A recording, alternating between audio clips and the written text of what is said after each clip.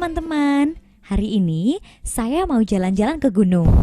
Wow, ada apakah ini? Apakah ini peristiwa yang dinamakan vulkanisme? Apakah kalian tahu yang dimaksud dengan vulkanisme? Yuk kita pelajari bersama-sama. Vulkanisme adalah peristiwa yang berhubungan dengan naiknya magma dari dalam perut bumi. Magma adalah campuran batuan dalam keadaan cair, liat, serta sangat panas. Aktivitas magma disebabkan oleh tingginya suhu magma dan banyaknya gas yang terkandung di dalamnya. Magma dapat berbentuk gas, padat, dan cair. Gunung api adalah tempat di permukaan bumi yang pernah atau masih mengeluarkan magma. Berikut ini beberapa keterangan struktur kulit bumi yang menggambarkan bentang alam akibat aktivitas vulkanik. 1. Kaldera. Kaldera adalah kapundan yang amat besar, luas, dan bertebing curam.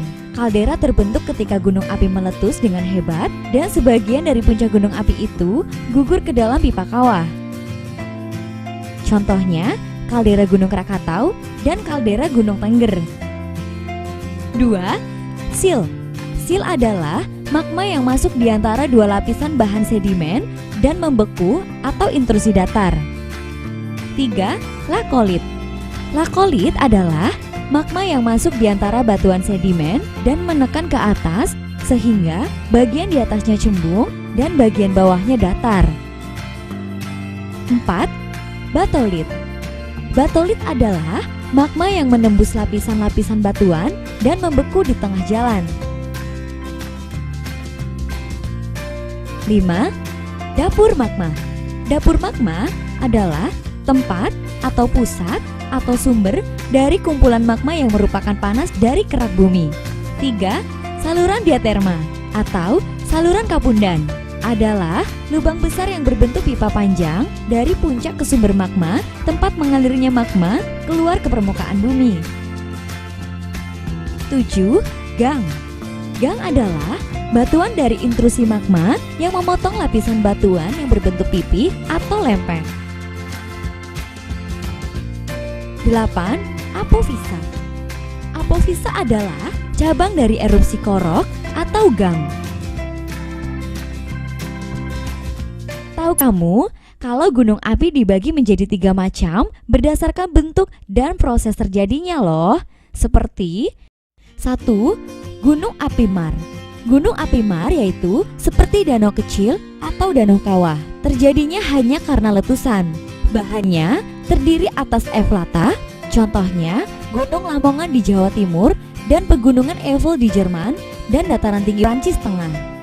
2. Gunung api kerucut atau strato. Gunung api kerucut atau strato yaitu bentuknya seperti kerucut, terjadi karena letusan dan lelehan atau efusif secara bergantian. Bahannya berlapis-lapis. Gunung api di Indonesia umumnya berjenis strato.